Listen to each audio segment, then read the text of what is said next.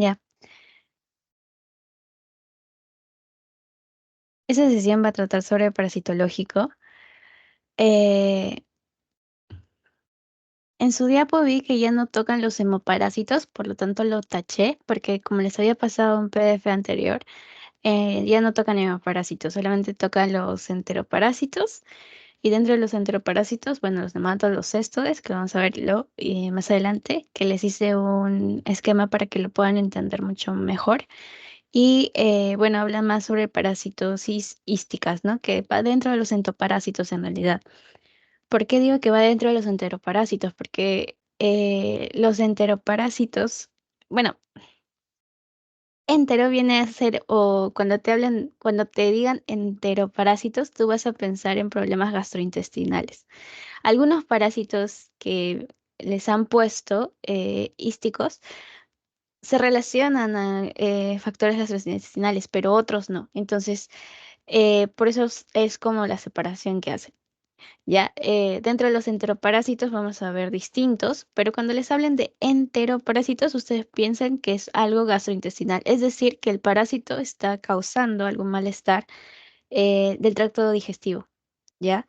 Eh, en todo el tracto digestivo, en todo el tubo digestivo, pues, ¿no?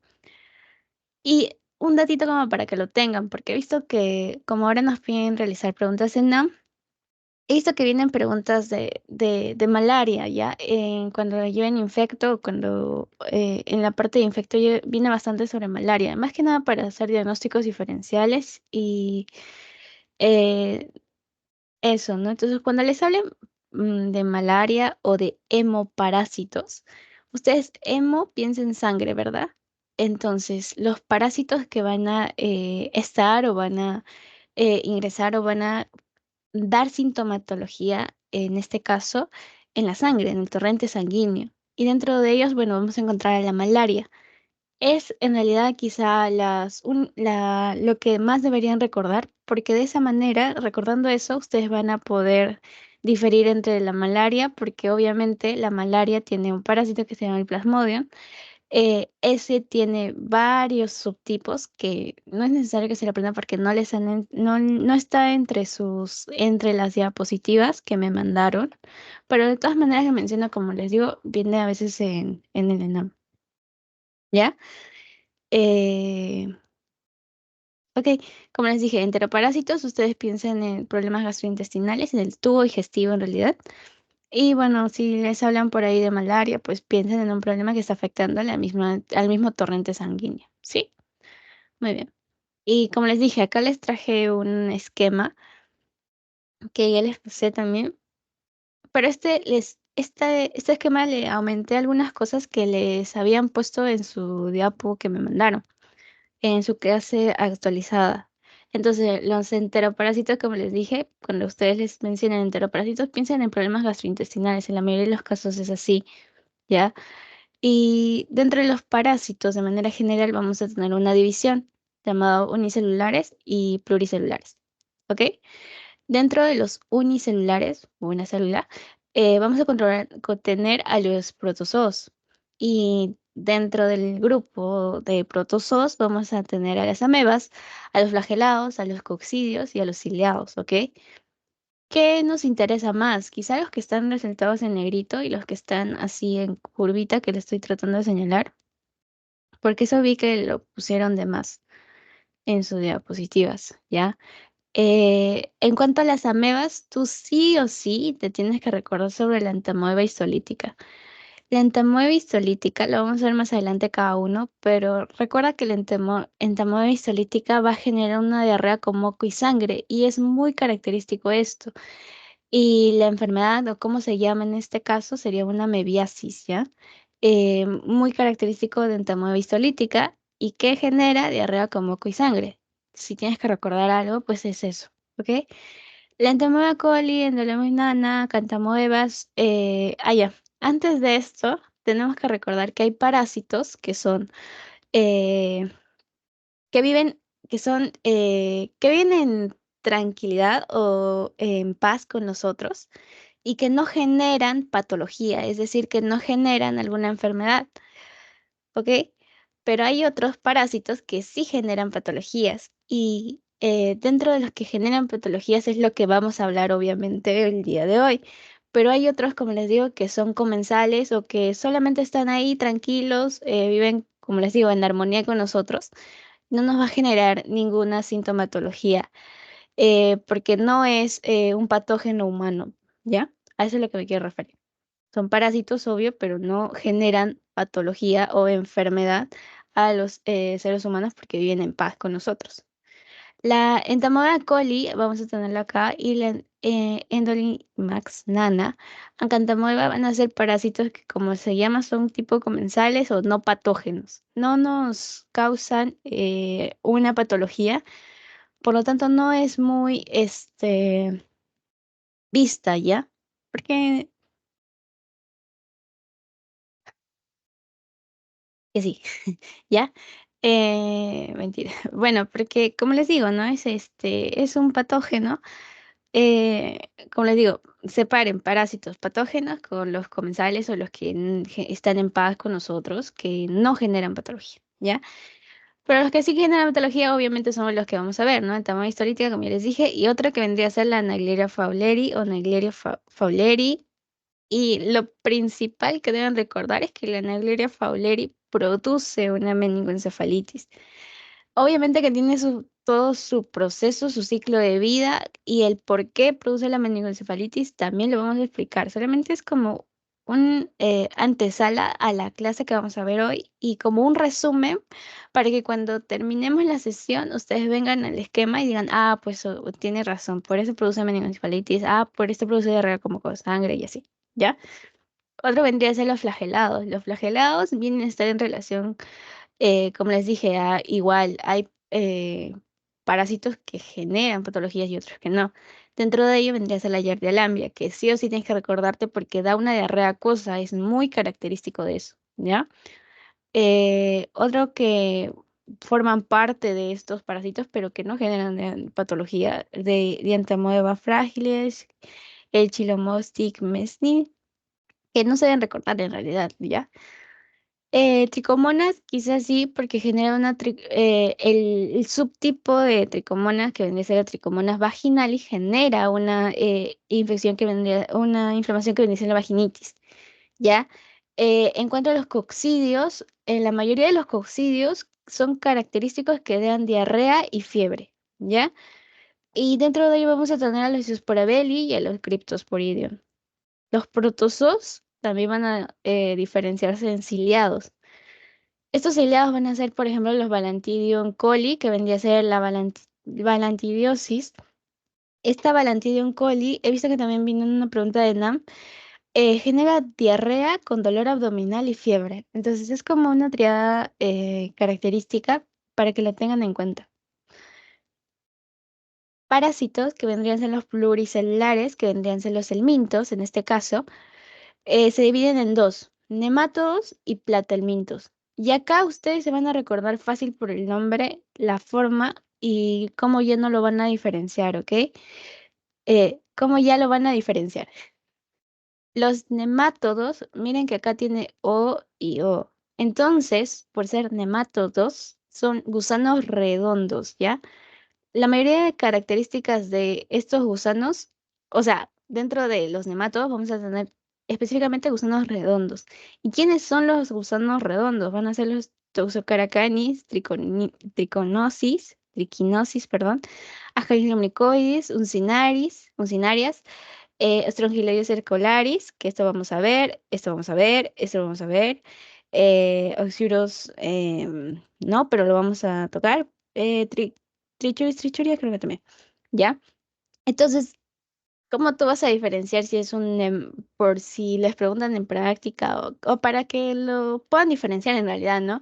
Es un gusano redondo los nematodos, ¿ya? Justamente por esto, ¿no? Nematodos, así lo van a recordar. Diferente dentro de los helmintos a los platelmintos. Estos platelmintos, ustedes recuerdan dos L's. No sé si se dan cuenta, LL, ¿ya? Entonces, ¿qué quiere decir? Que son gusanos planos, porque es característico de ellos, la mayoría son gusanos planos. Y dentro de ello vamos a tener a los cestos y a los tremátodos, ¿ya? Y dentro de los cestos vamos a tener a las tenias la hemolysis nana y la hidatidosis. ¿Ok?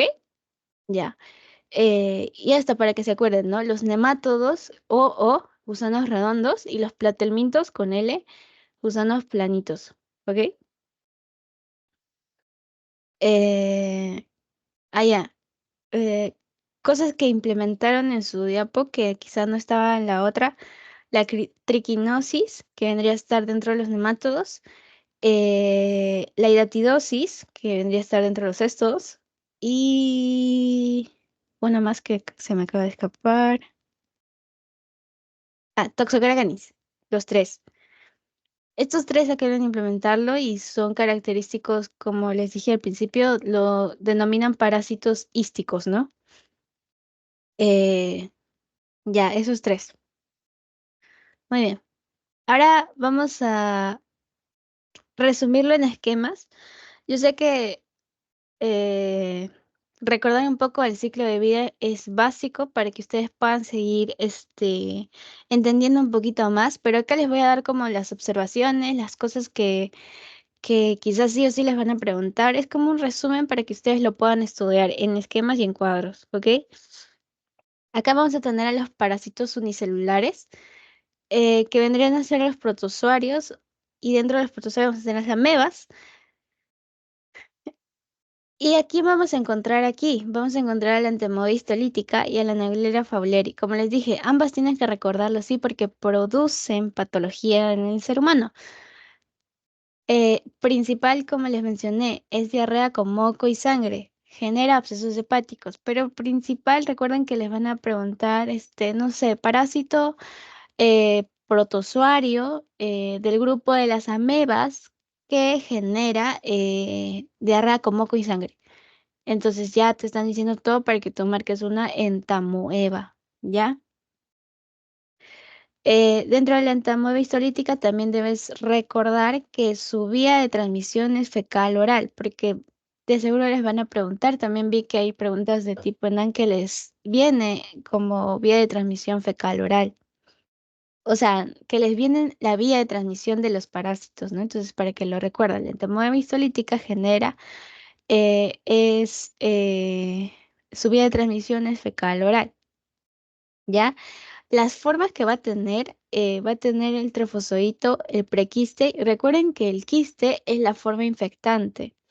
Y recuerden que al decir fecal oral en la vía de transmisión, ¿qué quiere decir? Que hay personas que van, o los pacientes más que nada pequeños van al baño y quizás no se lava la mano o en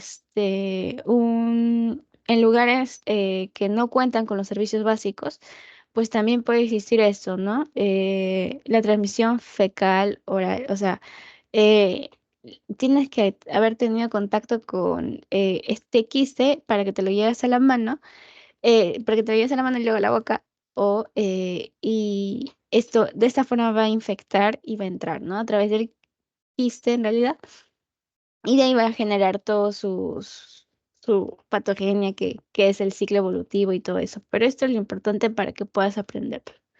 Ya, el huésped definitivo vendría a ser el hombre. Encuentra la Naviera fowleri, que también es un protozoario dentro de las amebas y son parásitos unicelulares porque quizá el doctor que enseña esta clase también es el mismo que he enseñado, creo, las anteriores. Entonces hay mucha posibilidad de que quizá las preguntas pueden ser parecidas, ¿no? Los parásitos unicelulares les van a preguntar así: parásitos, parásito unicelular, protozoario, eh, eh, que de grupo de las amebas que genera meningoencefalitis. Y tú vas a pensar en una Naegleria fowleri, ¿ya? Es lo principal, quizá la principal característica. Y si también les dicen meningoencefalitis, tú piensas también en Naegleria fowleri como parásito, ¿no? La vía de transmisión vendría a ser la neuroepitelio olfativa, neuroepitelio olfativa. Es decir, que la vía de transmisión de la Naegleria fowleri va a ser a través del olfato, ¿ya? Eso también tengan en cuenta, porque les pueden dar, en caso de que la vía de transmisión para diferenciar entre amoeba histolítica y Naegleria fowleri. Las formas vendría a ser el trofozoito, que vendría a ser la forma infectante, Tiene también una forma flagelar y quiste, pero la forma infectante es un trofozoito. Pues fue definitivo, hombre, ¿ya? Dentro de los protozoarios vamos a tener los flagelados y dentro de los flagelados vamos a tener dos específicos que quizás sí o sí tienen que aprenderse, la Yerdia lambia y la Trichomonas vaginalis. ¿Por qué la Yerdia lambia? Porque como les dije en un principio, en el esquema que les hice, la diarrea acuosa nos da es causado por la Yerdelambia y también un síndrome de mala absorción. Entonces, si les preguntan o les ponen un caso de un niño con diarrea acuosa o síndrome de mala absorción, ustedes piensen en Yerdelambia, ¿ya? Vía de transmisión fecal-oral. Las formas que van a generarse en este caso, vamos a tener trofozoito y quiste, que vendría a ser la forma infectante. Huésped definitivo, hombre. Eh, Dentro de la tricomona vaginalis, como les dije, el tipo de tricomona vaginalis va a generar la vaginitis. Y es importante que lo pregunten porque su vía de transmisión, o que lo recuerden, perdón, su vía de transmisión va a ser de contacto sexual a través de la vía vertical o en cuanto si encuentras tricomona vaginalis en pacientes neonatos, muy probable que sea su transmisión por vía vertical, ¿no? Y por contacto sexual. Forma trofozoito que vendría a ser la forma infectante. Huésped definitivo, hombre. Si por ahí hay algún dato más que les han dicho en su diapositiva que no está o en su clase, pues pueden aumentarlo ahí. Pero creo que acá lo que quise poner son las cosas que quizá les van a preguntar y que les iba para recordar. ¿Ya? Protozoarios, coccidios. En este caso, los coccidios van a ser los Isospora belli y el Cryptosporidium. Recuerda que la Isospora belli va a generar una diarrea tipo dolor abdominal, fiebre y un síndrome de mala absorción. ¿Ya? Vamos a tener acá la vía de transmisión que vendría a ser agua y alimentos contaminados. ¿Ok? Las formas van a ser o quiste maduro, que va a ser la forma infectante, y el esporozoito. Recuerden que la Isospora belli, su huésped definitivo va a ser el hombre. Como se dan cuenta, la mayoría es así. Justamente porque, como les digo, la mayoría de parásitos que estamos viendo van a ser porque generan patología en humanos. ¿Ya? Esto, si se dan cuenta, estos esquemas o los cuadros, los dos primeros diapos que son cuadros, son como un resumen del esquema grandote que les dieron a ustedes en un cuadro. Entonces, para que lo tengan en cuenta. La vía de transmisión, como les dije, isospora belli, agua y alimentos que estén contaminados ¿con quién? Con el oquiste. En cuanto al Cryptosporidium, vamos a tener una diarrea que esto va a tener fiebre, dolor abdominal, al igual que la isospora belli y un síndrome de mala absorción. Eh, pero ¿cuál es la diferencia? Que la isospora bellis es su vía de transmisión es agua y alimentos contaminados y la Cryptosporidium viene a ser persona a persona o por el medio ambiente, ¿ya? El oquiste también es su forma infectante y también tiene esporozoitos. Acá vamos del hombre. Los protozoarios van a ser, en este caso, ciliados. Acá teníamos a los coccidios y acá los ciliados. Quien genera patología de toda la lista que le dieron van a ser las Balantidium coli. Esto se da por ingesta de alimentos o agua que estén contaminadas con heces de cerdo, ¿ya? Su vía de transmisión, agua y alimentos contaminados. Su forma viene a ser el quiste, forma infectante, ¿ya? Otra forma, trofozoito, ¿ya? Como ya hablamos de los protozoarios, de los parásitos unicelulares, ahora vamos a hablar de los pluricelulares que vendría a estar en relación a los helmintos. Como les dije, recuerden que los nemátodos son gusanos redondos, por lo que tienen OO, ¿ya? Todos O, ustedes recuerden con parásitos redondos. Platelmintos son planitos, la L y L, planos, ¿ya? Y dentro de los platelmintos van a ser los céstodos y los tremátodos, ¿ya? ¿Qué es importante que ustedes recuerden dentro de ello? El ciclo de los, porque es pregunta de su examen y de NAM, ¿ya? Justamente porque, ya, pero ¿qué es el ciclo de los? Mira, el ciclo de los es una migración que hacen las larvas o los gelmitos, Pero ¿cómo se da la migración y todo ello? Bueno, empieza por el pulmón, genera una maduración en este, luego de ello va a generar una ruptura de capilares y alvéolos, va a generar microlesiones y de esta manera va a darse una liberación, o sea, va a sobrepasar el pulmón, va a hacer huequitos a los pulmones y se va a ir a donde él quiera, ¿ya? Es muy característico que cuando un paciente venga con un síndrome de Lofer, vamos a tener la patología, bueno, la clínica, perdón, de tos, hemoptisis, broncoespasmos, sibilantes, dificultad respiratoria y fiebre, ¿ya? Eh, Eso, y en cuanto a imágenes, la radiografía que vamos a encontrar va a ser una neumonitis que va a estar muy asociada a eosinofilia y va a ser de manera periférica, ¿ya? El ciclo de los forma parte de la migración de larvas, en este caso de algunos parásitos, ¿ya? ¿Y cuáles son los parásitos que generan ciclo de los? Que eso les van a preguntar. Vienen a ser los Necator, los Ascaris, los Strongyloides y los Ankylostoma, ¿ya? Eh, Acá van a tener que recordar según lo que les sale en el ciclo de los y acción de patógenos, o sea, de su misma imagen, porque acá como ven les traje una mnemotecnia para el ciclo de los que vendría a ser NASA, que vendrían a ser todos los parásitos que generan ciclo de los. Pero en su diapo, recuerden que el ciclo de los, vamos a tener otra mnemotecnia que quizá les pueda ayudar para recordar, que vendría a ser USA, que hicimos el ciclo pasado con sus compañeras. ¿Y por qué USA? Porque acá va a afectar a quién? A las uncinarias, a los estrongiloides y a los ascaris. Si se dan cuenta, eh, quizá faltaría acá el anquilostoma, ¿no? Pero estos tres son los que les explican a ustedes en su clase teórica.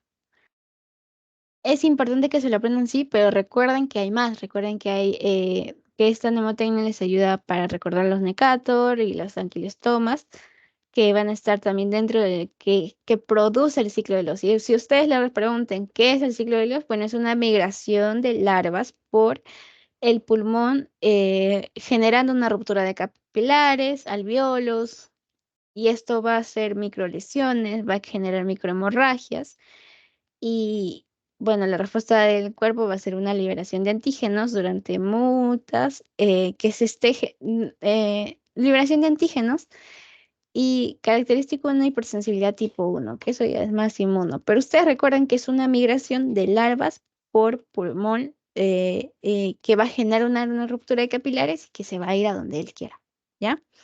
Y la mnemotecnia, como les digo, los parásitos que generan en este caso ciclo de los y que les ponen en su diapo para que se lo aprendan con mayor medida, va a ser los ascaris, lumbricoides, los uncinarias y los estrongiloides estercolares.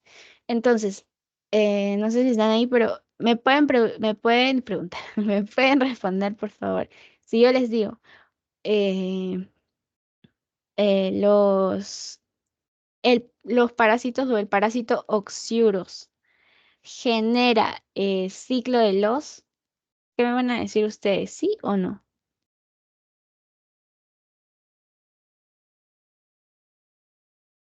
No, Muy bien, no, gracias. Gracias por responderme. No, no genera, porque como habíamos visto, los necatos, los ascaris, los anquiloides, anquilostomas. Y como les están dando en sus diapos, recuerden que son uncinaris, ascaris y estrongiloides, la famosa nemetenia USA, ¿ya? USA, así van a recordar ustedes que genera ciclo de los USA, ¿ya? Muy bien. Eh, ¿Qué más? Ah, ya. Hablábamos de los nematodos y de los cestos que van a hacer acá.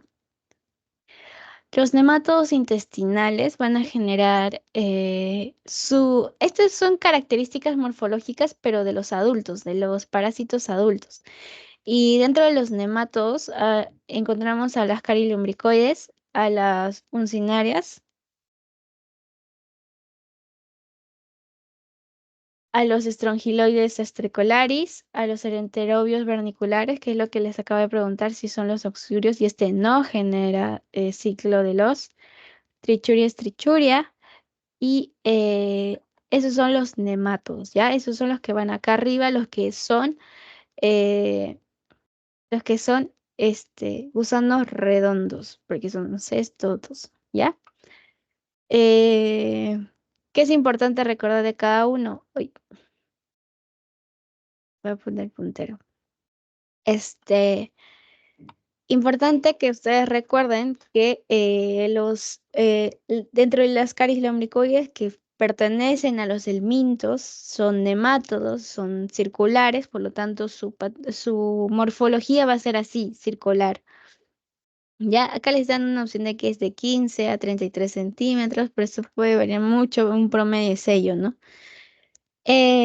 Recuerden que los parásitos que son los ascaris lumbricoides van a ser asintomáticos en la mayoría de los casos. No sé si han visto, hay algunos videos que salen que le sacan demasiado parásitos y creo que también en series médicas también salen estos parásitos, entonces son muy estrellas, son las estrellas, ¿ya? Entonces los ascaris lumbricoides justamente son asintomáticos, pero obviamente si se propagan mucho y son demasiados, pues ahí va a generar asintomatología. Y también si otra forma de que genere sintomatología es cuando migra, porque como habíamos visto, genera el ciclo de Los. Y recordemos, ciclo de Los es una migración de larvas por el pulmón y generando o viendo donde él quiera, ¿ya? Entonces,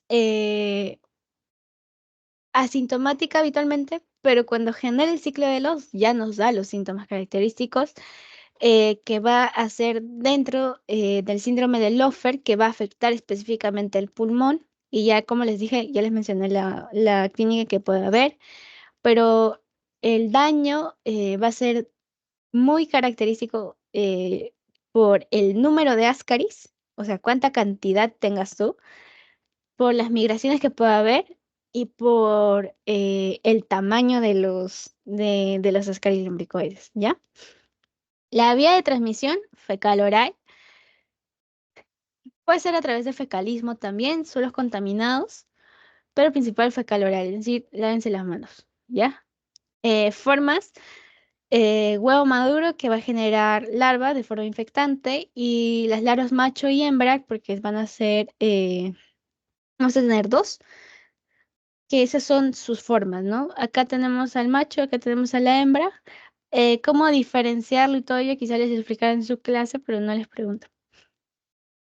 Siempre el varón es más chiquito en estos casos. La mujer la hembra es mucho más larga y grande y bonita. ¿Ya? En cuanto a los uncinarias, a ver. Está bien. En cuanto a los uncinarias, vamos a tener los Necator americanos, que vendrían a ser los Ancylostoma duodenal. Estas uncinarias, como les digo, dentro de las uncinarias van a encontrar al Necator americanos y a los Ancylostoma duodenales. Por eso, como les dije acá, la mnemotecnia les ayuda, sí, eh, pero les pueden preguntar como su grupo, porque como acá les están poniendo NASA, vendría a formar parte de los subgrupos que tiene, porque dentro de las uncinarias van a tener al Necator, como está acá, y al Anquilostoma, que está acá. Pero quizá les puedan poner ambos casos, ¿no? Uncinarias como grupo o Necator y Anquilostoma como cosas aparte. Así que tienen las dos mnemotecnias para que los puedan recordar, ¿ya? Eh, los uncinarias, dentro de las uncinarias, van a poner al Necator y al Anquilostoma, ¿ok? Eh, ya, Lo que va a ser característico de las uncinarias como grupo va a ser las anemias y va a generar sangrado que va a consumir proteínas plasmáticas, es decir, puede tener hipoalbuminemia mi paciente, hemoglobina y hierro, ¿ya? Eh, Su vía de transmisión va a ser transcutánea, es decir, no anden con pies descalzos, perdón, no anden sin medias, con pies descalzos, ¿no? Porque los pies secos en el suelo pueden generar la contaminación, ¿no? Es típico que pacientes que quizá mm, tienen la costumbre quizá de andar sin medias, generan esto, o sin zapatillas, y más que nada obviamente se va a dar en zonas rurales, ¿no? Quizá, o que tengan la costumbre de que estén con los pies descalzos. Los huevos y la larva filariforme vendrían a ser la forma infectante.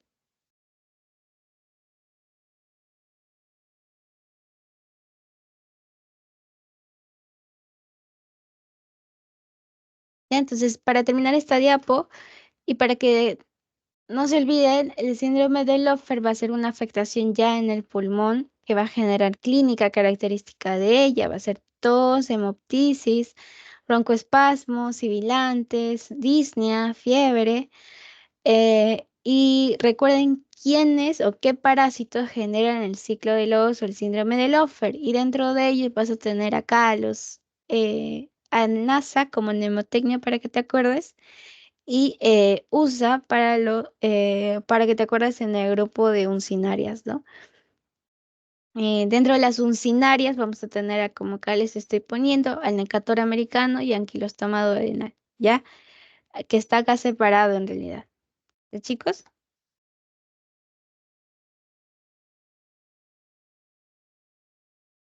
Los helmintos y los nematodos, que bueno, estamos hablando de ellos, vamos a tener acá también a los Strongyloides stercolaris. Eh, Hay dos situaciones importantes en los estrongiloides estercolaris. ¿Por qué? Porque cuando hay pacientes que son inmunocompetentes, es decir, pacientes que no tienen alguna inmunodeficiencia, VIH, pacientes con cáncer terminal, TBC, o sea, que sean, que no tengan eso, que no lo tengan, va a generar una destrucción tisular en la mucosa intestinal. Pero ¿qué pasa si mi paciente tiene VIH positivo, no sé, tiene alguna patología genética que genera una inmunodeficiencia? Ahí vamos a tener a los inmunocomprometidos. Dentro de los inmunocomprometidos vamos a tener que el estrongiloides estercolaris va a generar una destrucción tisular por una invasión, en este caso en la migración de larvas y el síndrome de hiperinfección. ¿Ya? Es característico que quizá les puedan preguntar esto. La transmisión va a ser por fecalismo y suelos contaminados, la forma infectante, la larva filariforme, ¿ya? Los enterobios verniculares, que es como les pregunté hace rato, los oxiuros, esto no genera síndrome de Loffer, no genera el ciclo de Loss, no empieza con el ciclo de Loss, no da ciclo de Loss. Y acá recuerden que los oxiuros es muy común acá en Perú. Genera un prurito anal por la migración de la hembra a esta zona. ¿Por qué? Porque como los enterobios verniculares, que genera una patología que vendría a ser la enterobiosis, tiene dos dentro del parásito, o sea, tiene la hembra y el macho, ¿ya? ¿Qué pasa? La hembra está viviendo normal en un lugar, el lugar o la localización más frecuente de los enterobios verniculares, ¿cuál va a ser? Va a ser en el yeyuno proximal, yeyuno duodeno proximal, yeyuno proximal, ¿ya? Eh, Ahí lo vamos a encontrar en mayor medida. ¿Y qué pasa? Que la enterobius vernicularis hembra va a viajar desde esta parte, lo corté la imagen, pero bueno, va a viajar desde esa parte por todo el intestino grueso y lo que ella va a hacer es salir y en, en la zona del ano del paciente va a ir a poner sus huevitos. Entonces es muy exquisita. No quiere ponerlo en un lugar en el yeyuno proximal, sino que quiere ir hasta el ano para poner ahí sus huevitos y para que se pueda reproducir. Por lo tanto, esos huevitos que pone son muy, dan mucha comezón, ¿ya? Por lo tanto, va a generar un prurito anal. Es por ello que los huevos, en este caso que vendría a ser la forma infectante, eh, da la primera sintomatología que es el prurito anal. Los pacientes te van a venir a decir, ah, mi hijo se rasca mucho, o el mismo niño te va a explicar, no, doctor, en las noches me duele o me pica mucho en la parte del ano. Entonces, eso ya tú piensas en lo anterior vernicular porque de verdad es muy común. Entonces, ya, recuerden que su forma infectante van a ser los huevos, justamente porque la infección, porque la hembra viaja al ano y el paciente se rasca, la mayoría de niños, y se mete la mano a la boca y así se genera una autoinfección el mismo paciente, ¿no? Y a veces es muy complicado tratarlo porque tendrían que tener pacientes, o sea, que el paciente tenía que tener mucho cuidado y tener medidas higiénicas adecuadas. Y sabemos que en muchos lugares no hay ni servicios básicos, entonces por eso es muy común, ¿ya? En zonas rurales, quizá también en zonas urbanas, ¿ah? Pero es importante, lávense las manos. ¿Ya? Eso para que lo recuerden y por qué el prurito anal. Y recuerden, los oxiuros no genera síndrome de Lofer o ciclo de Loss. Por lo tanto, tienen que tener eso muy en cuenta. ¿Ya? Porque es pregunta de examen. Trichuris trichuria, que vendría a ser dentro de los elementos de los nematodos, va a generar una diarrea, anemia, infecciones masivas en niños. La transmisión va a ser por fecalismo, los suelos contaminados. Eh, La forma infectante va a ser un huevo maduro con larva. Tiene una afectación, tiene otra forma también que tendría que ser la larva, que son adultos. Y su localización más frecuente va a ser en el ciego y el colon ascendente, acá al aproximar. ¿Ya? Mm,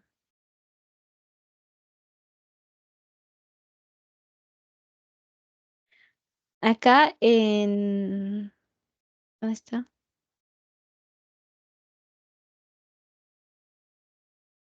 Perdón, chicos. Ha habido un error. Del enteroides verniculares, su localización más frecuente va a ser en el colon, como tal. Ya, lo que les dije sobre la localización del duodeno yeyuno proximal vendrían a ser de la yardia lamblia, ¿ya? Que si mal no recuerdo, no lo estamos viendo, pero para que lo tengan en cuenta. Lo siento. Lapsus. Ah, ya, sí la vimos, perdón. La yardia lamblia, la diarrea acuosa. Entonces recuerden que la Yardia lamblia, su ubicación más frecuente, como les estoy diciendo, va a ser en el de duodeno yeyuno proximal. ¿Ya? Duodeno yeyuno proximal. También viene una pregunta de examen de Elena. Entonces, para que lo tengan en cuenta. Por eso me estaba confundiendo. Disculpen. Pero ya, los oxiuros, en este caso, vamos a recapitular. Su localización más frecuente va a ser en el colon. Va a salir a la zona anal, la hembra, la larva hembra, y va a poner ahí sus huevitos. Esos huevitos generan mucha comezón en el paciente y por eso el prurito anal, ¿ya? Ya, dentro de la trichuris trichuria vamos a tener diarrea, anemia, como les dije, a través de fecalismo. Eh, Su localización más frecuente, o donde lo vamos a encontrar las larvas, van a ser en el ciego y colon ascendente, ¿ya? También vamos a hablar sobre los elementos que vendrían a ser los cestos. En este caso tenemos la tenia saginata, la tenia solium, la mineresis nana. Los cestos, ¿se acuerdan que dentro de los, como les puse acá, vendrían a ser platelmintos, ¿no? Entonces son gusanos planitos en la mayoría de los casos. La tenia saginata también genera un prurito anal, hay una alteración del apetito, hay dolor abdominal, hay infecciones únicas. Su vía de transmisión, recuerden, es carnivorismo. ¿Por qué? Porque su forma infectante va a ser el cisticerco, que son oncoferas en el músculo. ¿De quién? De cerdo o de ovinos, ¿ya? Eh, de ganado, en realidad, ¿no? Entonces, ¿qué pasa? La tenia saginata y la tenia solium es muy frecuente que pregunten porque tienen que diferenciarlo bien. Ambos se producen por carnivorismo, pero recuerden que la infección de una tenia en realidad se va a dar no porque tú consumas carne de cerdo, carne bovina, va a ser principalmente porque la forma infectante, que es el cisticerco, se encuentra en esta zona, en el músculo estriado de estos animales que les dije. Entonces, es por ello que si les ponen como pregunta cuál es la forma infectante de la tenia solium o cuál es eh, bueno, la forma infectante, ¿no? De la tenia, vendrían a ser los cisticercos en el músculo estriado de cualquier, de un cerdo o de un bovino, pero no vendría a ser los por consumir carne. O sea, si tú solamente consumes carne, hay carne que está bien, ¿no? No todas las carnes van a tener neurocisticercosis o no van a tener cisticerco, ¿ya? En cuanto a los adultos,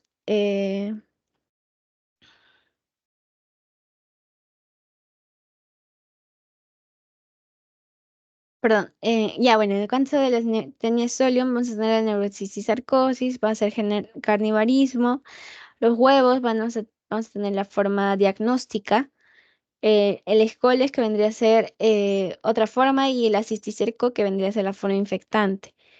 Esto es en tenia solium, característico que les pregunten de neurocisticercosis.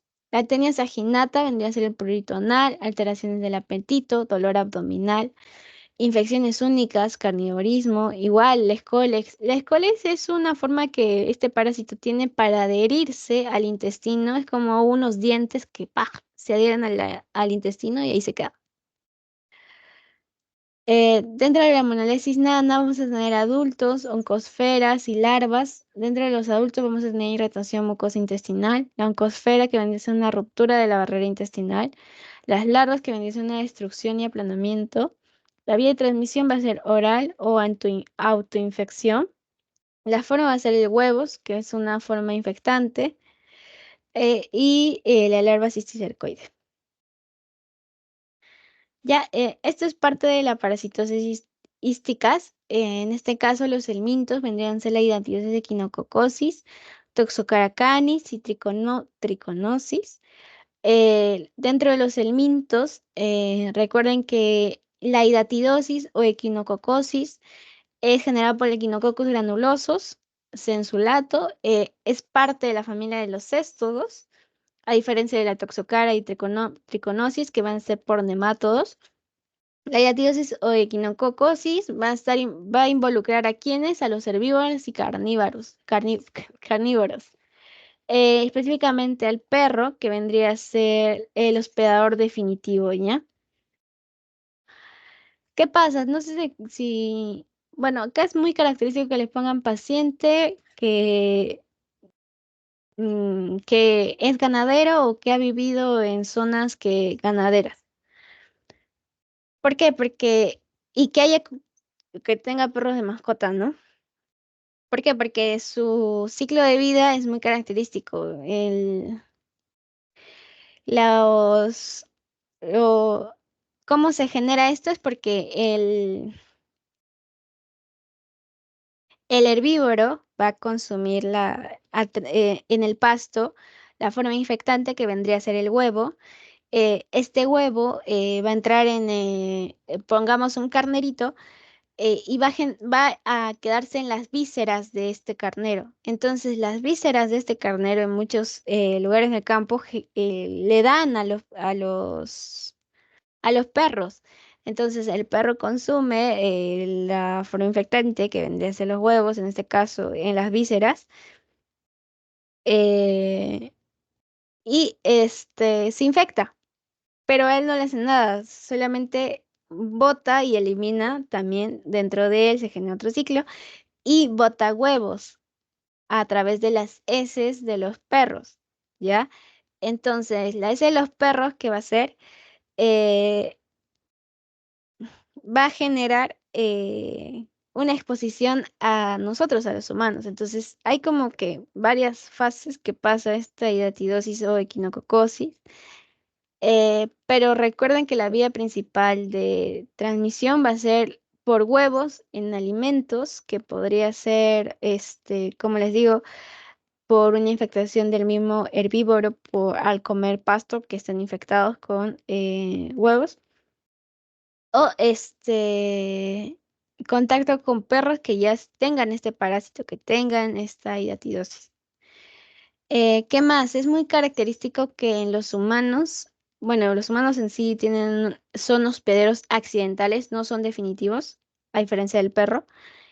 Y al ser accidental es común que vengan pacientes con quistes hidatídicos. ¿Y qué son los quistes hidatídicos? Son como tal, son quistes, que tienen dentro de ello un líquido que ahí va creciendo, que se genera, ¿no? Por esta infección de la hidatidosis o equinococosis.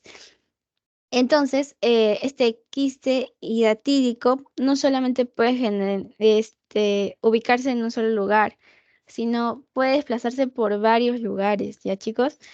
Puede irse al hígado, puede irse a la cabeza, puede irse a los pulmones. Entonces, eso es la principal complicación o la principal sintomatología, el quiste hidatídico que da en los humanos. Ya, dentro de la Toxocara canis es un nematodo que es de tipo Ascaris. ¿Cómo damos el diagnóstico? A través de la clínica.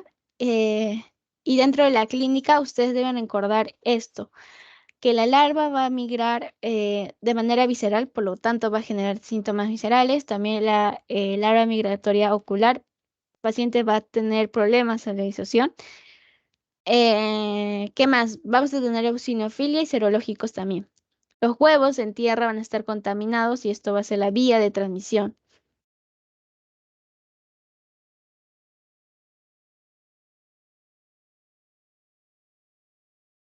Eh, en cuanto a la triconosis, vamos a tener que es un nematodo, que es una Trichinella spiralis. El diagnóstico va a ser por larvas enquistadas en carne, biopsia muscular, eosinofilia. En este caso, las larvas van a ser infecciosas en un músculo estriado, en este caso de mamíferos, por carnívoros o omnívoros. Es decir, va a generarse o va a estar ahí, ¿ya? En el músculo estriado, la triquinosis, ¿ya? Ahora lo que nos compete, porque en realidad en este caso en parásito es importante los estudios, sí, pero es muy característico la clínica, porque la clínica te va a ayudar a determinar qué posible clínica y epidemiología, ¿no? Cómo viene el paciente. Hacer una buena historia clínica te va a ayudar a diferenciar los posibles factores de riesgo que pueda tener para que mi paciente pueda generar algún tipo de parásito, como vimos. Entonces, para reforzar esa idea, para comprobarla, están los exámenes de laboratorio. En este caso, los exámenes de laboratorio cumplen un papel muy importante para poder confirmar, por ejemplo, al momento de hacer un parasitológico seriado, vamos a tener una detección o identificación de parásitos, en este caso en heces, que van a ser por 3 días. Y tenemos dos tipos de soluciones, una solución que es salina y otra solución que es por Lugol.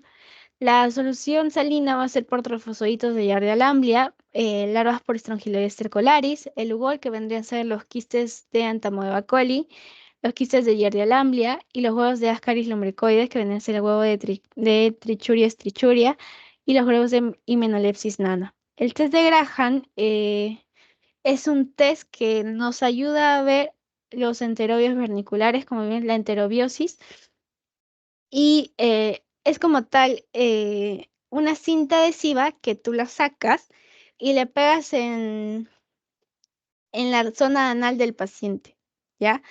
Lo pegas en la zona anal del paciente o perianal por la parte que tenga la cinta adhesiva, ¿no? Como se ve en este caso. Eso lo extraes y lo miras al microscopio y ¿qué vas a ver? Huevos de enterobios verniculares, ¿ya? Es el test de Graham es muy sencillo y es como el diagnóstico, nos da el diagnóstico para un enterobios verniculares, ¿ya? Los métodos de concentración en este caso vendrían a ser la técnica de Faust, el método de sedimentación y flotación por centrifugación en sulfato de zinc.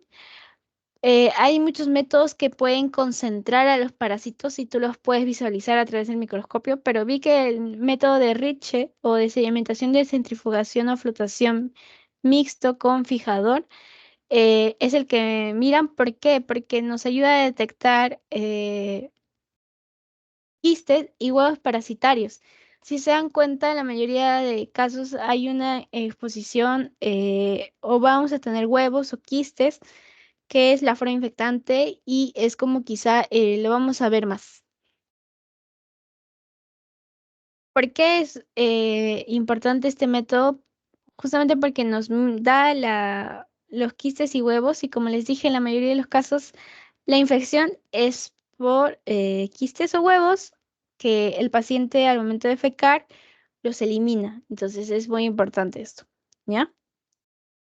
Los demás ya son como que más específicos. Por ejemplo, para el Balantudium, Baerman, el técnico cualitativo, que vendría a ser técnica de Cato o método de concentración de tamizado, que nos va a permitir aclarar una capa y vamos a ver las formas parasitarias, el CATO-CATS, que van a hacer el análisis cuantitativo de IgH, que permite, HGH, perdón, que permite cuantificar la presencia, en este caso, de los huevos del Mintos, en números que lo que quiere decir es huevo por gramo de heces, ¿ya?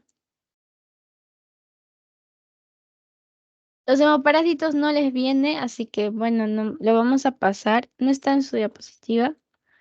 Lo único que quizá le puedan hacer para que recuerden hemoparásitos, recuerden que hemo viene a estar en relación a sangre y la malaria va a ser un parásito que está por el Plasmodium vivax o Plasmodium falciparum, según el tipo que tengamos. En el Perú el más común es el Plasmodium vivax y vamos a tener la malaria que va a parasitar en el mismo torrente sanguíneo. Gol estándar en malaria, gota gruesa, que quizá para que lo tengan así, para que lo tengan. Y ya, no vamos a resolver el banco, pero sí vamos a resolver algunas preguntas acá si os alcanza tiempo, vamos a seguir resolviendo banco. ¿Ya, chicos? ¿Tienen alguna pregunta sobre esto, sobre la clase de hoy?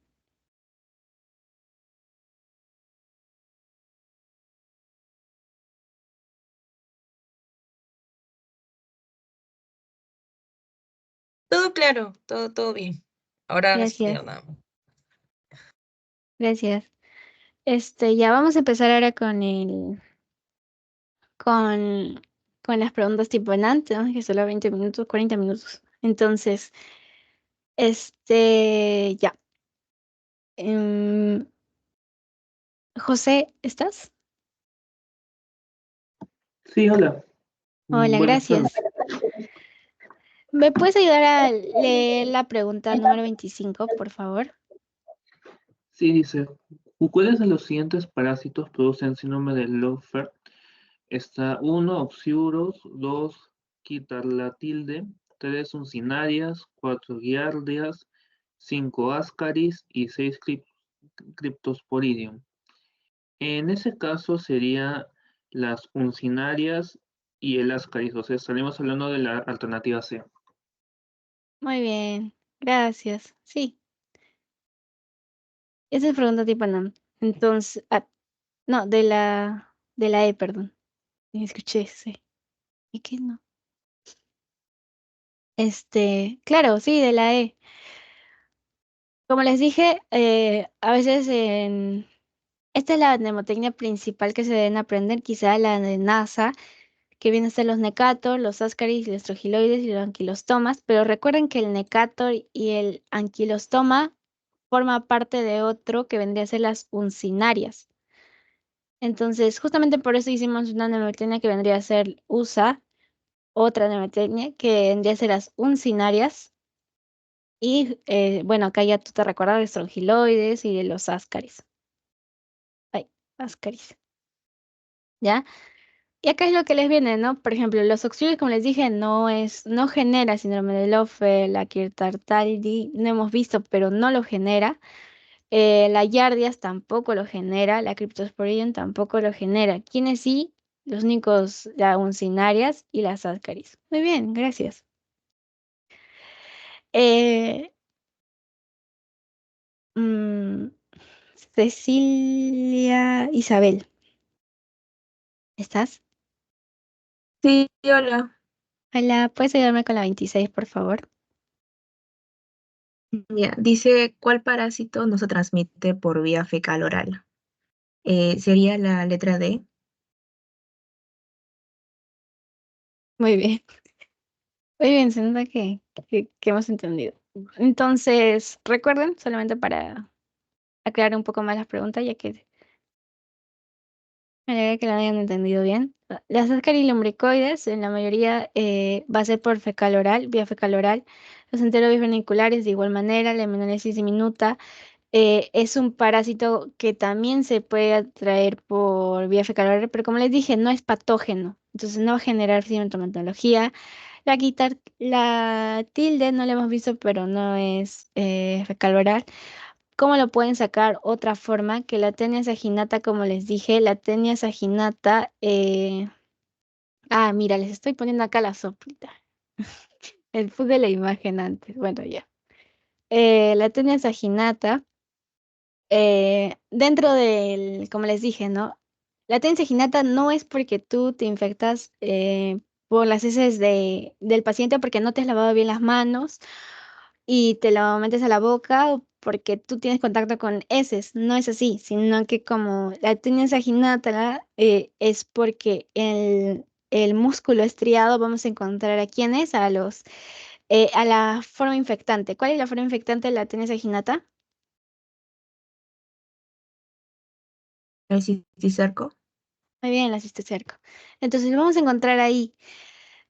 Por lo tanto, la forma de transmisión no sería fecal oral, sería a través del consumo de carne, vendría a ser quizá el carnivorismo, pero la carne contaminada, no cualquier tipo de carne, no solamente si le ponen carne o carne de cerdo, carne de vaca, no, sino que tú tienes que te tienen que especificar en la respuesta carne de vaca o bovino contaminada con cisticercos. Ahí sí ya le marcas tenés aginota. Pero no, si no es así, bueno, marcas que la forma infectante es cisticercos. ¿Ok? Muy bien. Eh, Alexandra, ¿estás? Sí, leo la Gracias. 27. Ujú. Ya.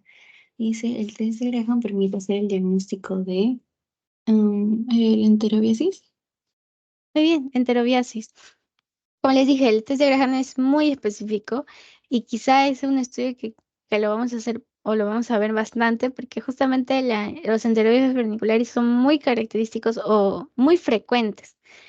Y el test de Graham es específico para ver huevos de enterobios verniculares. Como ya les expliqué ahí la toma de muestra, pero la enterobiasis, ¿ya? No hay otra cosa para decir en realidad acá. Y quizá les puedan preguntar a través de qué, ¿no? Y quizá les ponen los estadios que pueda tener la enterobios verniculares o las formas que pueda tener. Y ustedes marquen huevos de enterobios verniculares. A través de eso nos da el diagnóstico, porque obviamente es lo que vamos a ver, porque como les expliqué, la mamá o la hembra va a viajar a la zona anal y va a poner huevitos, pero no se va a quedar ahí, lo va a dejar a sus huevitos, es viva y se va a esconder.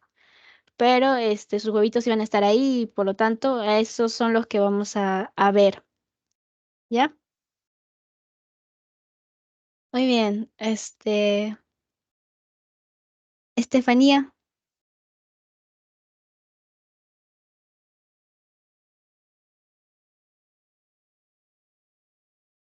¿estás?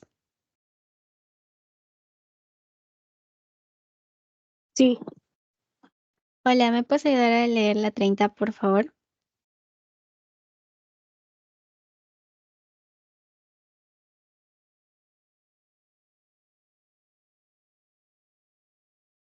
Disculpe, es que estoy de mi celular y no logro ver bien.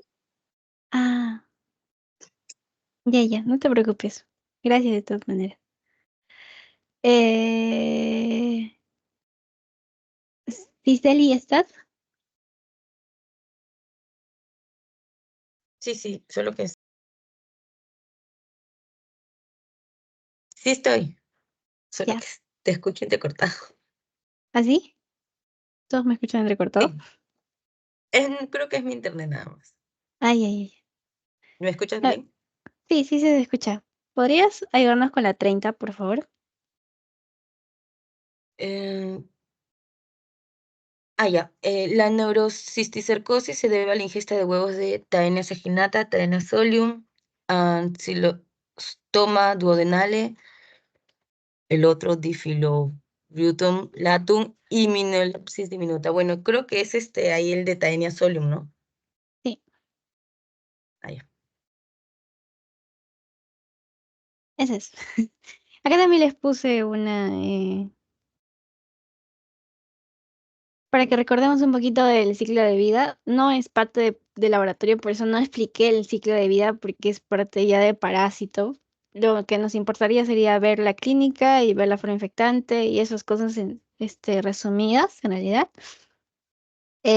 Recuerden que la teniasis se va a dar en el cerdo y va a ser por una exposición, en este caso, de huevos, lo que llamamos a la cisticercosis, que vendría a ser una infección ya de cuando entra ya al cerebro, que hablábamos de la neurocisticercosis, que también les puedan preguntar, que la tenia solión que genera la neurocisticercosis, ¿ya? Entonces, la forma infectante en este caso, o como lo llaman, va a ser el huevito.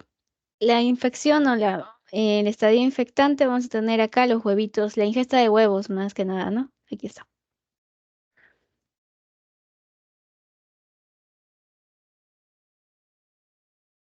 Muy bien. Eh,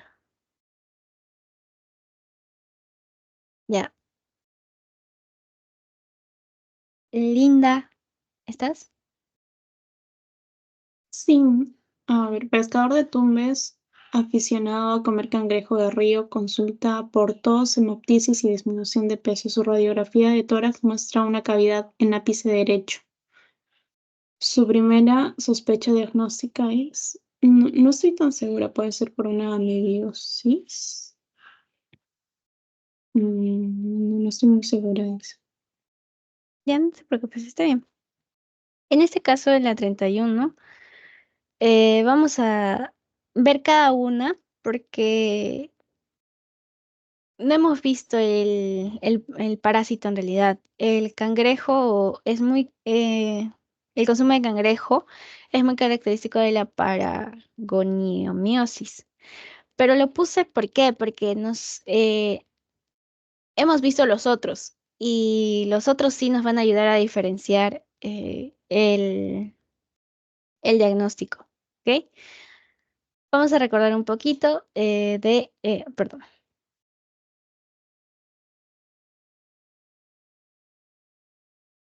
Ya, ¿qué nos habla? Su primera sospecha diagnóstica, su refractorio muestra una cavidad en ápice derecho. Bueno, el quiste hidatídico, como les dije, ¿por qué parásito nos generaba? ¿Se acuerdan?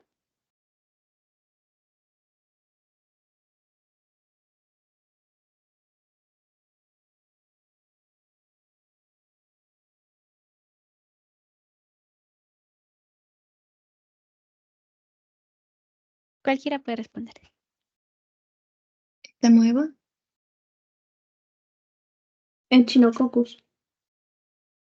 Ajá. Vamos a volver acá. Recuerden que la hidatidosis es generada ¿por qué? Por un Echinococcus granulosos. Y acá hablábamos de un quiste hidatídico, que es muy característico que lo veamos en humanos, ¿no? Que les dije que es como una bolita que va a crecer en pulmón, que puede crecer en hígado, hasta se puede ir a cerebro. Pero es por el Echinococcus granulosos, que es un cestodo o un helminto.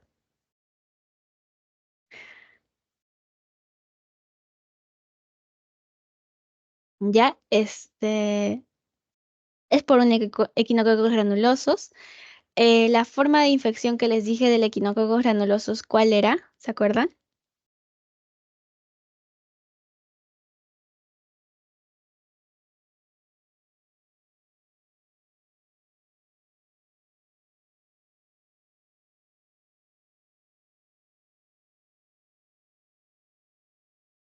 En este caso hablábamos, ¿se acuerdan de el carnerito, el perro, y que ahí llegaba a nosotros, los humanos? Entonces, justamente se da por las heces de los perros que están contaminados con esto, Echinococcus granulosos. ¿Ya? La vía no sería por comer cangrejos, sino sería por quizá no lavarse las manos, quizá por transmisión fecal oral y eso ya. En cuanto a la histoplasmosis, que no sé si nos toca acá, pero vas a regresar. Histo. uh,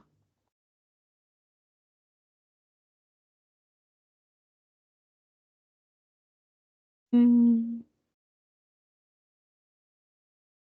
no, no lo hemos tocado. Tampoco le puse en su resumen. Pero tampoco nos va a generar la histoplasmosis como tal. Es, obviamente, perdón, obviamente que no va a estar, porque la histoplasmosis es un hongo, ¿ya? Eso me olvidé decirles. Al igual que la aspergilosis, ¿ok? Ambos son hongos y la histoplasmosis es característico cuando, no sé si han visto que cuando van a visitar cuevas, las heces de las aves o las heces de murciélago, que que están ahí, contaminados con la histoplasmosis, que es un hongo, que su foro infectante, en este caso sería las microconidias. O sea, en realidad son hongos, ¿ya? La histoplasmosis, la aspergilosis, ambos son por hongos, ¿ya? Pero la histoplasmosis es por una infección a través de microconidias por heces de aves o de murciélagos. Es muy característico que en las cuevas encontremos, o sea, que en la clínica te digan que ha ido a visitar cuevas, ¿ya? Esto como dato, ¿no? Porque en realidad, para que lo vean, la histoplasmosis es un hongo que vive en la flora infectante es una microconidia que vive en las heces de las aves, ¿ya? La mebiosis, si lo vimos, vendría a estar en relación de quién. Al igual que la aspergilosis es hongo, así que no lo miren. La mebiosis, ¿te acuerdan?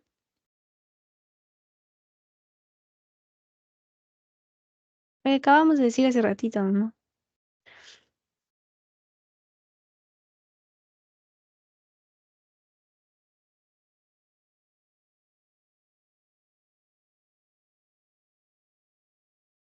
¿Quiénes forman parte de las amebas? Estos, ¿verdad? Las amebas son gracias a la entomomía histolítica y a la Naegleria fowleri. Entonces, la amebiasis va a estar generada por estos dos. ¿Y qué me genera esto? ¿Una meningocefalitis o una diarrea con moco y sangre? Transmisión fecal oral o de tipo olfatorio si es una Naegleria fowleri. ¿Ya? En este caso, el paciente nos habla que es que consume mucho cangrejo de río. Por lo tanto, no vamos a pensar en una mebiosis porque, como sabemos, podría ser a través de del consumo de fecal oral o por la Naegleria fowleri, que es otro de ellos, ¿no? Entonces, la mebiosis, recuerden que hace referencia a las amebas y a la patología que hace esto, la mebiosis, ¿ya? Las amebas, y dentro de ello vimos que hay dos, enterobios y la Naegleria fowleri, ¿ya? Ambos son importantes. Y ya como les digo, la aspergilosis es un hongo. Me olvidé de mencionar eso antes de que respondas. Discúlpame, se me fue. La histoplasmosis, como les digo, y la aspergilosis son hongos, por lo tanto, nada que ver con esto. Y como les digo, más que nada que ver es la histoplasmosis se genera por microconidias, pero es por inhalación de eso, ¿no? De las microconidias en heces de aves o de murciélagos. En cuevas, más que nada, encontramos eso. ¿Ya? La aspergilosis tiene otra patología, otra forma de infección, no es por cangrejo de río, ¿ya? Gracias. Ya. Los parásitos, parásitos. Puso entró Kevin. Kevin, exponiéndote. ¿Estás? Hola, sí, sí. ¿Puedes responderme la 35? Bueno, leerla. Sí, pero bueno, puedes responder. Ya, en el ENAM del 2003, B, la vía de ingreso de los agentes de la meningoencefalitis amebiana primaria es, bueno, parenteral, mucosa nasal, digestiva, conducto auditivo externo y cutáneo.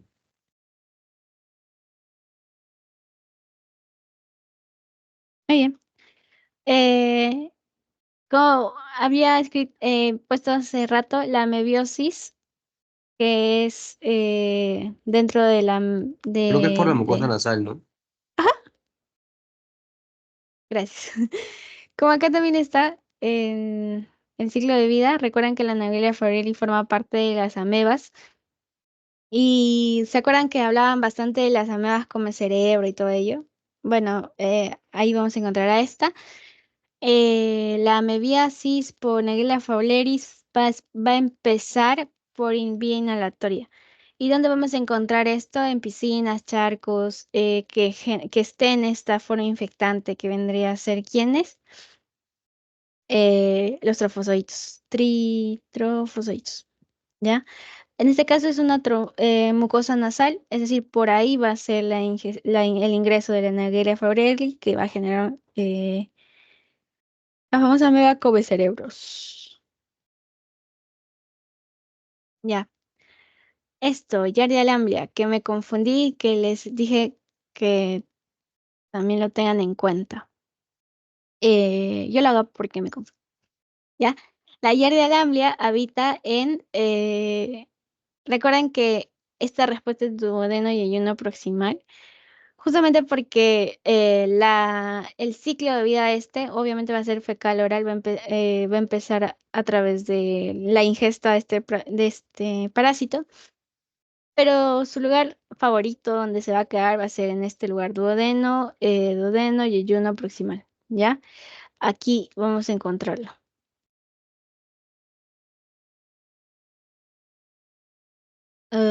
Acá, o sea, acá. Si les preguntan dónde va a habitar, vamos a tenerlo acá a la duodeno y ayuno proximal a la Yardia lamblia. ¿Ok?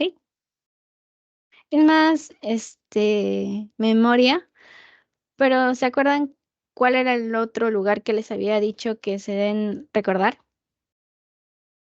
Que era de otro parásito.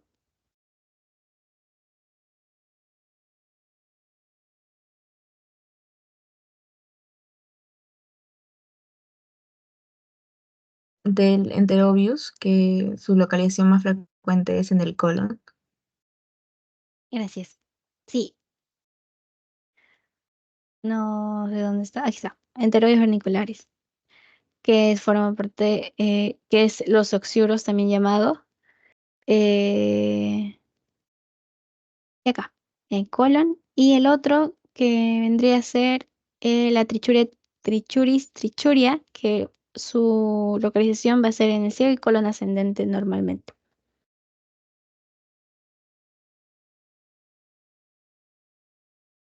Ya, eso, y acá es como más memoria para que tener, pero más que memoria es como que recuerden el ciclo de vida normal de la hierba alambria, que eso ya es parásito como tal, no tanto laboratorio. Ya, 37, la última ya.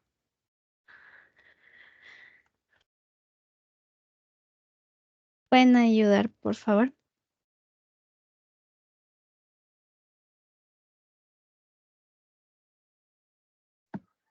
Sí, dice niño con náuseas, vómitos, dolor en hipogastro y diarrea con moco y sangre, además de tenesmo. En su vivienda crían cerdos. ¿Cuál es el diagnóstico más probable del cuadro diarreico? ¿Cuál crees tú? ¿Podría ser la E, balantidiasis? Ujú. No, no lo hemos visto como tal la balantidiasis, pero descartando otras cosas sí puedes, ¿no? Por ejemplo, la amebas, no nada que ver, y arinas tampoco. ¿Cuál podría ser un diagnóstico diferencial si te dicen que comes cerdo? El cisticerco, ¿no? La tenia. Claro, la tenia. Sí. Entonces, eso para que lo tengan en cuenta. La balantidiasis es la respuesta, sí, pero por todas las características en realidad, vamos a tener que pensar en una balantidiasis. No lo hemos visto, pero lo puse porque vamos a tener que buscar diagnósticos diferenciales y por A o B no sabemos algún tipo de parásito, ¿no? Igual la cisticercosis eh, puede ser por, como les dije, ¿no? Consumo de carne de cerdo que esté contaminado de huevos, pero mucosa, diarrea con moco y sangre, náuseas y vómitos y todo ello, más que nada va a ser por una balantidiasis. Y el tenesmo, que es clínica más específica de balantidiasis, ¿ya? Este es de malaria, le puse para que ustedes lo puedan, ya ver ustedes mismos, porque como les dije, no les pusieron ahora malaria o estoy mal. Bueno, en la época que me mandaron no estaba malaria. Sí, ¿no? O sí vieron después malaria.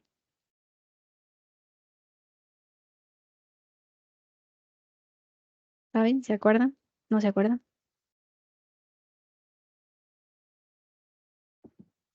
Sí, Ya. sí, y en práctica también. No lo vieron, ¿verdad? No, sí, la malaria sí hemos visto. En en su diapositiva que me mandaron solamente estaba estos. Yo no recuerdo que en práctica sí hemos visto malaria en nuestros informes. Ah, en práctica, ok. Mm, ya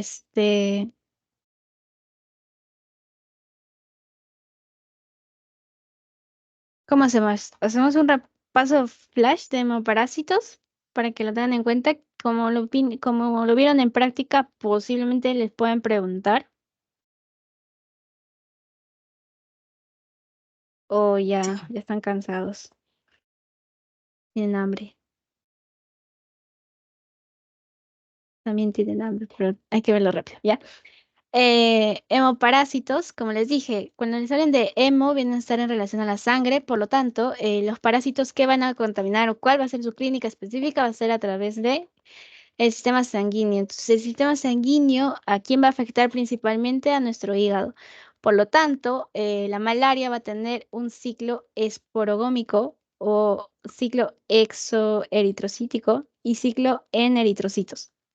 Porque justamente su afectación es ahí, ¿no? En el sistema sanguíneo. El ciclo esporogómico viene a ser en relación ya al mismo mosquito, ¿no? ¿Qué es lo que pasa con el mosquito cuando se infecta? Bueno, el ciclo que hace el parásito dentro del mosquito se llama eso, esporogómico.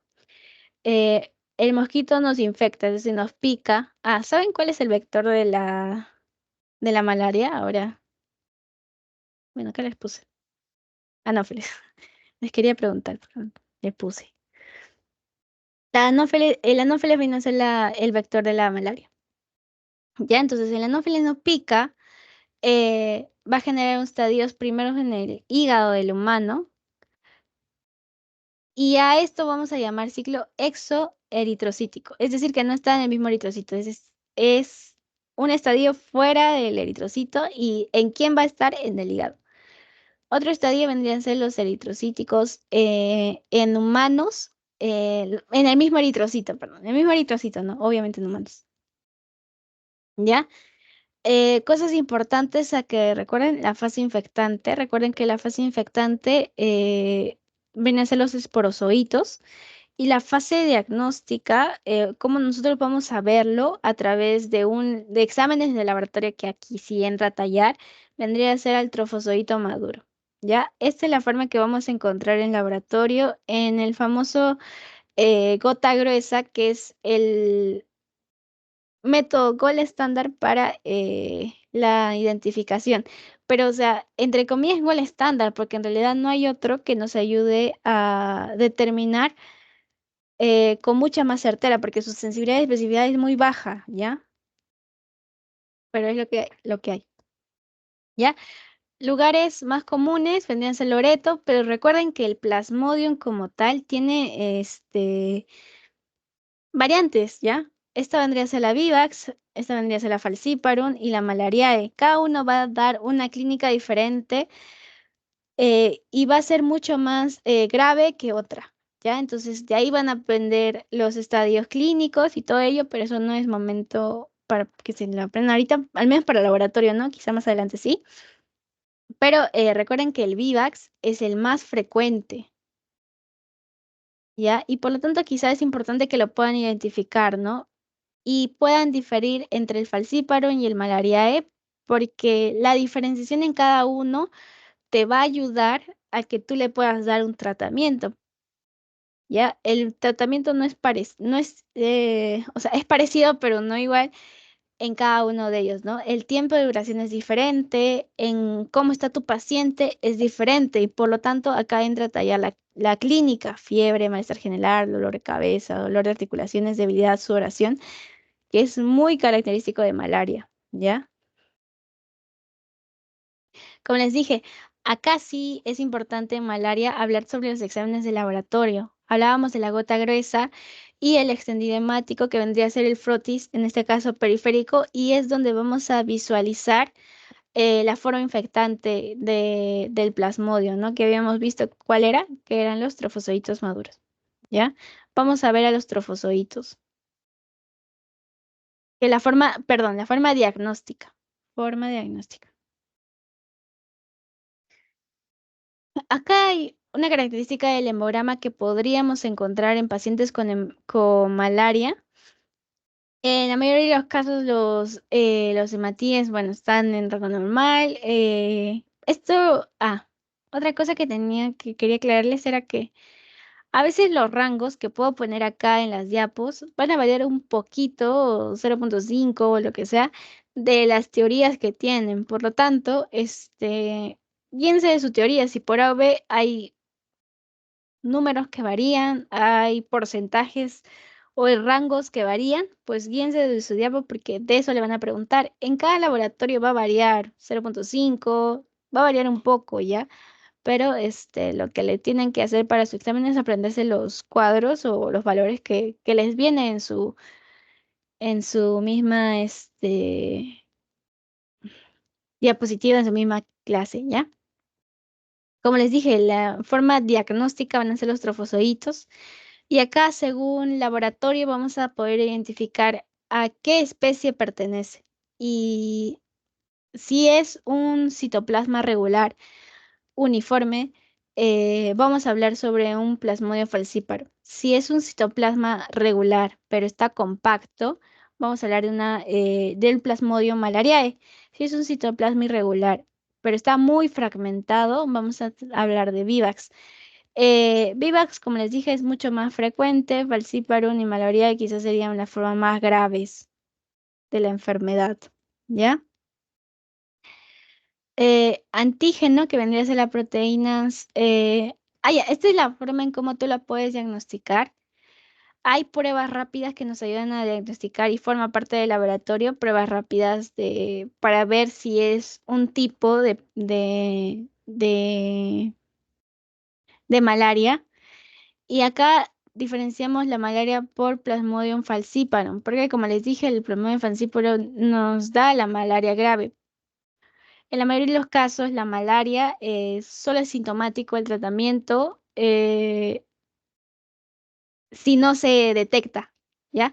O sea, si el paciente a veces se autolimita, pero siempre le tienes que dar tratamiento, que es otra cosa y es otro tema, pero recuerden que esta prueba rápida nos ayuda a determinar si es un plasmodio falciparum, ¿ya?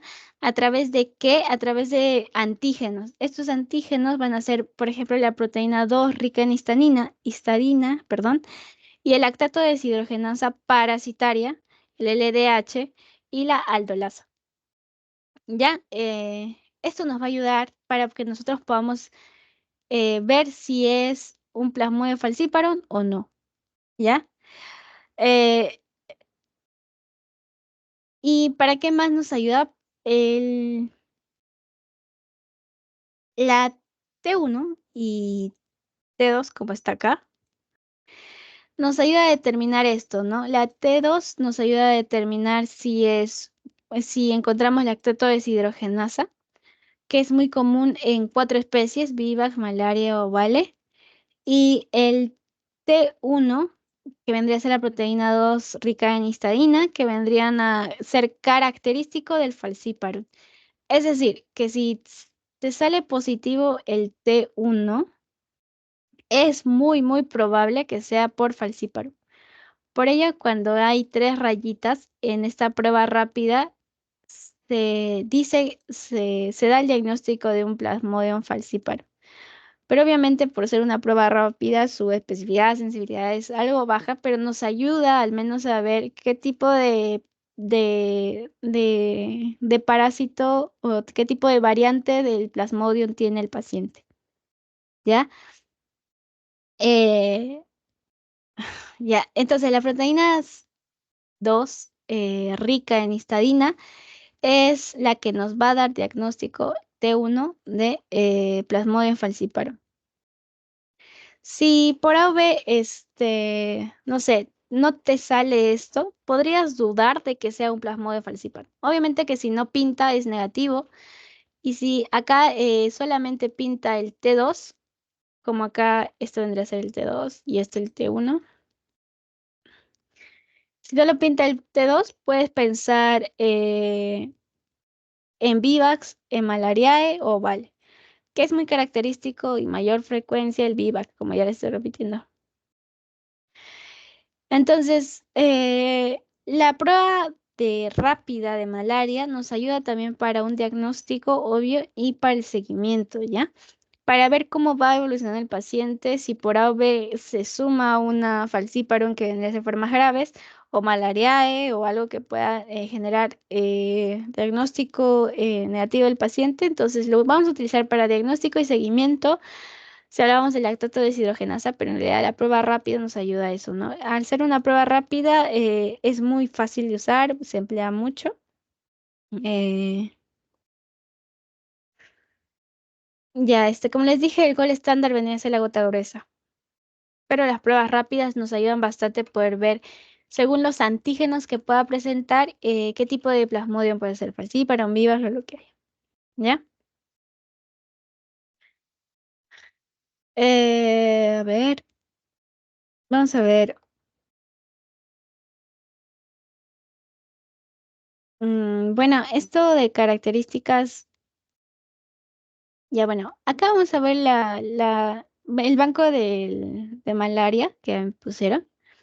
Tenemos un paciente varón de 52 años de ese tipo. Es una zona endémica. Bueno, es una zona que epidemiológicamente se relaciona bastante al mosquito, al anófeles. Entonces hay que tener en cuenta presencia de fiebre, artralgias, epistaxis, gingivorragias. Cuando ya sangra, hay que tener mucho ojito. Presenta un recuento de plaquetas de 60.000. Recuerden que las plaquetas, su valor normal va ¿De cuánto va las plaquetas? De 150.000 a 400.000.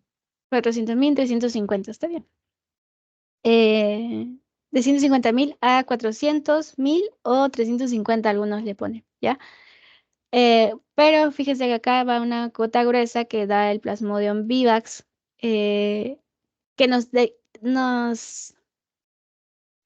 se caracteriza por un Plasmodium vivax, justamente por las características que acá les puse del trofozoito, ¿no? A través de la gota gruesa o el frotis periférico, perdón, vamos a ver qué tipo de malaria es. Entonces, a través de la gota gruesa, vieron y dijeron que es un Plasmodium vivax. En la prueba rápida NS1 no reactiva. Recuerden que el NS1 está muy utilizado ahorita para dengue, ¿ya? Nos ayuda a detectar dengue. Entonces, si no está reactivo, ¿qué quiere decir? Que no puede ser dengue, porque un diagnóstico diferencial de malaria, ¿qué es? Dengue. ELISA, IgM, fiebre amarilla no están reactivos, es decir, que no es por fiebre amarilla, no hay una infección reciente. ELISA IgM, que habíamos visto que se puede pedir para muchas infecciones en realidad, pero no está reactivo. Eh, en sí les están diciendo, ya, te doy un diagnóstico de gota gruesa con Plasmodium vivax, dime qué es eso. O sea, dime para qué es eso. Es lo que te están diciendo. Y te vas a abarcar malaria porque recuerden que el gol estándar va a ser en gota gruesa o frotis periférico que quizá también les puedan poner, ¿no? Dengue NS1, que ahorita estamos viendo bastante. Recuerden que el NS1 se puede medir, también se puede medir el PCR en dengue, pero es como para datos para que ustedes los tengan, porque no creo que les pregunten. PCR NS1 y me falta uno más que se pide. Bueno, son tres, ¿ya? Son tres que sí o sí se piden dependiendo del estadio del dengue. Pero ya lo van a ver más adelante. Bartonelosis vimos, fiebre amarilla no, antivirus tampoco, pero ya, pues si les dan gota gruesa, ya. Malaria, no lo duden. Muy bien, chicos, ¿tienen alguna duda?